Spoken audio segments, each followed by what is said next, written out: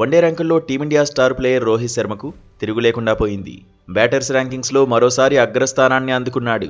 గత నెలలో ఆస్ట్రేలియాతో వన్డే సిరీస్లో రాణించినప్పుడే కెరీర్లో తొలిసారి టాప్ ప్లేస్ చేరాడు. గత వారం ఒక స్థానం కోల్పోయాడు.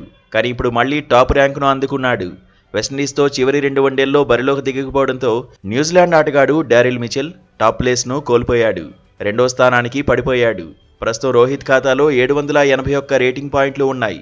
డారిల్ మిచెల్ సాధించిన రేటింగ్ పాయింట్లు 766. రోహిత్ శర్మ, డారిల్ మిచెల్కు మధ్య 15 రేటింగ్ పాయింట్ల అంతరం ఉంది. ఈ జాబితాలో ఆఫ్ఘాన్ ప్లేయర్ ఇబ్రహీం జద్రాన్ 3వ స్థానాన్ని నిలబెట్టుకున్నాడు. జద్రాన్ 764 రేటింగ్ పాయింట్లు సాధించాడు. Team India regular captain Shubman Gill 4వ స్థానంలో కొనసాగాడు. శుభ్మన్ సాధించిన రేటింగ్ పాయింట్లు 745. విరాట్ కోహ్లీ కూడా తన ర్యాంకును నిలబెట్టుకున్నాడు. 5వ స్థానంలోనే కొనసాగాడు. విరాట్ సాధించిన రేటింగ్ పాయింట్లు 725. పాకిస్తాన్ స్టార్ ప్లేయర్ బాబర్ ఆజమ్ 6వ ర్యాంకులోనే ఉన్నాడు. ఐర్లాండ్ ప్లేయర్ హ్యారీ టెక్టర్ 7వ స్థానంలో కంటిన్యూ అయ్యాడు. వెస్టిండీస్ ఆటగాడు షాయ్ హోప్ 2 స్థానాలు ఎగబాకాడు. 10వ ర్యాంకు నుంచి 8వ ర్యాంకు చేరుకున్నాడు. శ్రేయస్ అయ్యర్ మాత్రం ఒక స్థానం కోల్పోయాడు. 8వ ర్యాంకు నుంచి 9వ ర్యాంకు పడిపోయాడు.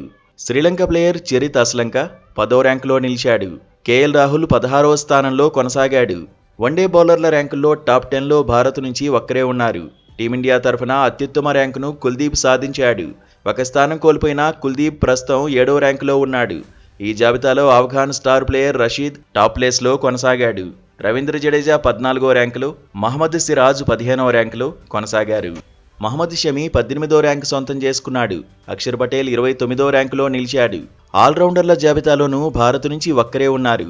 అక్షర్ పటేల్ 9వ ర్యాంకును నిలబెట్టుకున్నాడు. టాప్ ప్లేస్లో ఆఫ్ఘాన్ ప్లేయర్ ఒమర్జాయ్ ఉన్నాడు. రవీంద్ర జడేజా 11వ ర్యాంకును నిలబెట్టుకున్నాడు. హార్దిక్ పాండ్యా 24వ ర్యాంకులో కొనసాగాడు.